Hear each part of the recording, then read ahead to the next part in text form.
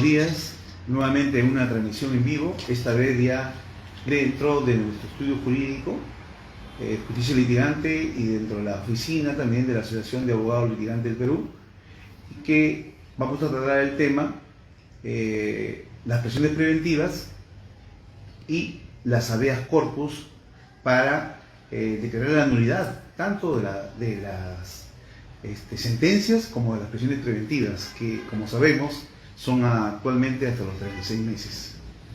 Quiero precisar también sobre estos temas que el día de ayer ha salido difundido que la fiscal de la Nación, por ejemplo, que está pidiéndole una nueva acusación contra el expresidente de la República Constitucional, José Pedro Castillo Terrones, en el cual consideramos pues que esto viene a ser ya una persecución política y judicial que sin precedentes, ¿no? Sin precedentes. O sea, prácticamente, como lo dije el día de anteayer, ¿no? Que estuvimos tanto en el Cusco, en una transmisión en vivo que hicimos también en Arequipa, donde tal venganza, por ejemplo, que tuvo José Gabriel Condocán, que fue Camilo II, que no solamente lo metieron preso a él por haberse sublevado contra el virreinato, pidiendo un derecho, ¿no? Libertad y mejor trato. No obstante, se ensañaron con toda su familia. Lo mismo están haciendo con Pedro Castillo. Ya hemos explicado que no hay graves elementos de convicción, pero frente a todo, la justicia pues está parcializada y hace el abuso que ya todos conocemos. Pero yo creo que ya no viene el caso hacer otra denuncia constitucional, ¿no? El producto ya está desesperado porque saben bien que las prisiones preventivas de 18 meses por los delitos de rebelión y el otro delito de conspiración no tienen sustento alguno, ¿no? Sabe que eso va a salir absuelto. De igual manera es el delito también de crimen organizado. De igual manera, no hay pruebas contundentes, no hay pruebas, no hay una prueba que sea como grave elemento de comisión. Una sola no hay, no existe. Solamente son indicios. Y en ese caso, pues quieren implementar una nueva acusación, ¿no? Pero por delitos menores. Bueno, lo que quiero dejar en primer lugar, que el caso de Pedro Castillo, producto de una injusticia brutal que hay en el Perú, no solamente sufre esta consecuencia Pedro Castillo, y también lo han sufrido otros candidatos de la presidencia, en muchos casos que no se ha respetado su derecho, ¿no? Por ejemplo, con las prisiones preventivas. En otros casos de miles de peruanos, a lo largo del Perú, ¿no? Desde Tacna, Tumbes y todo el cierre y selva del Perú, hay gente inocente que está condenada, está con condena de 30 años, 20 años, 25, 30, 35 años, incluso cadena perpetua. Y que en muchos casos, señores, estoy convencido que son inocentes, pero lastimosamente, por tener pues fiscales y jueces verdugos, ¿no? Con una incorrecta interpretación de los medios probatorios, los han condenado y han confirmado su sentencia en segunda instancia.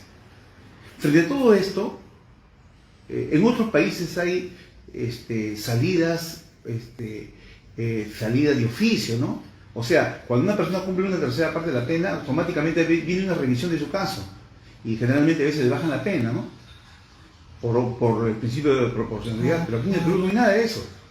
Pero ya tenemos ejemplos que ya se ha dado a través de los famosos habeas corpus.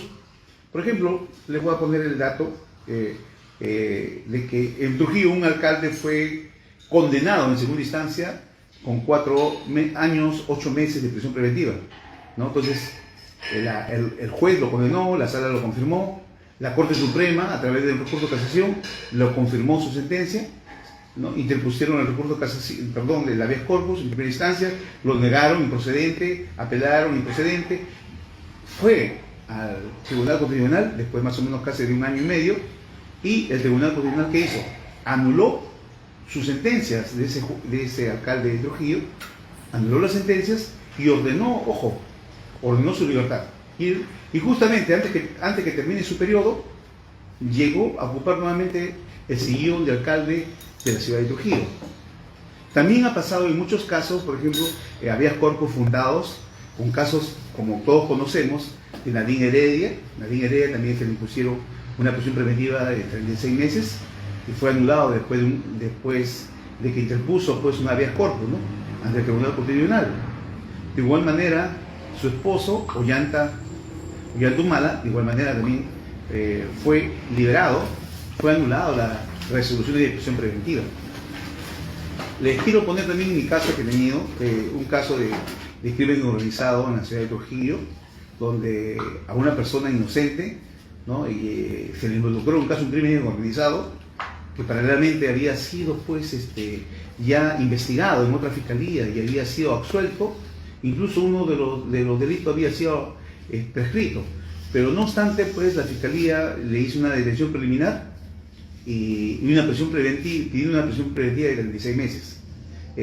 Yo como abogado defensor ganamos esa prisión preventiva, que ya está publicado en nuestra página, donde hemos publicado la resolución, ¿no? Eso fue en el año 2022 y ganamos la prisión preventiva. Entonces la fiscalía apela,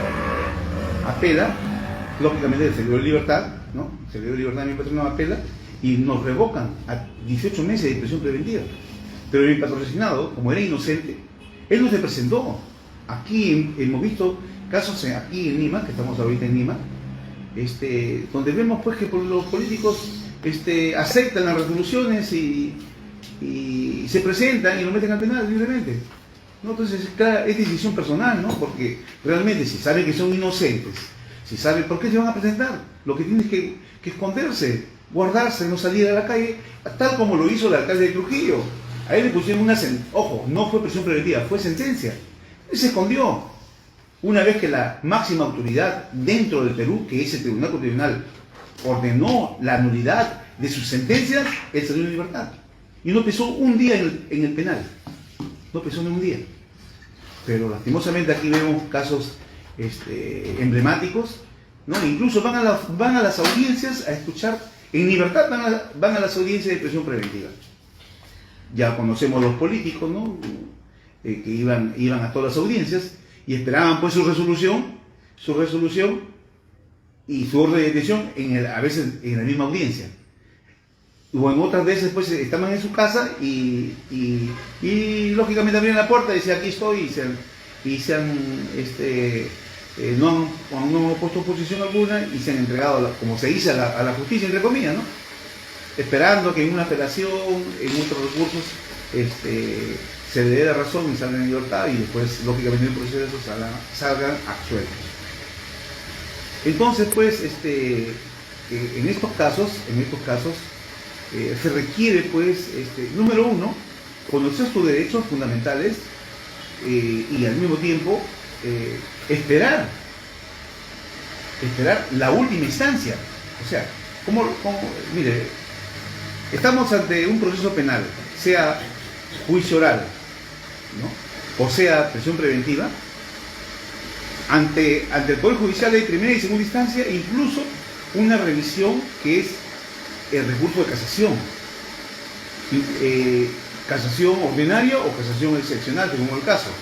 Pero de igual manera en las cuestiones preventivas, ¿no?, primera instancia fue de investigación preparatoria, sala penal, ¿no?, y luego pues recurso de casación.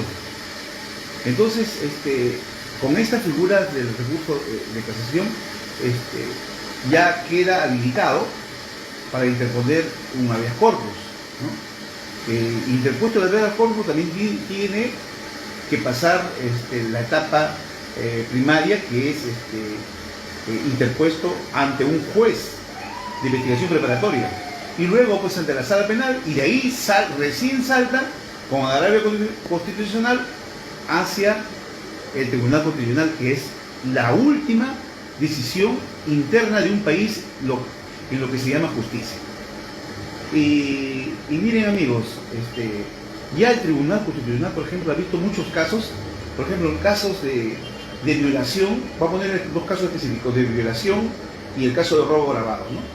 Por ejemplo, en el caso de robo agravado, por robar un celular le han puesto pues 17 años de pena, o 12 o 17 años de pena con agravante. Estos casos ya han sido vistos en el Tribunal Constitucional y han salido sentencia anulando esa pena. ¿Por qué? Porque se ha violado un principio fundamental, o sea, de proporcionalidad.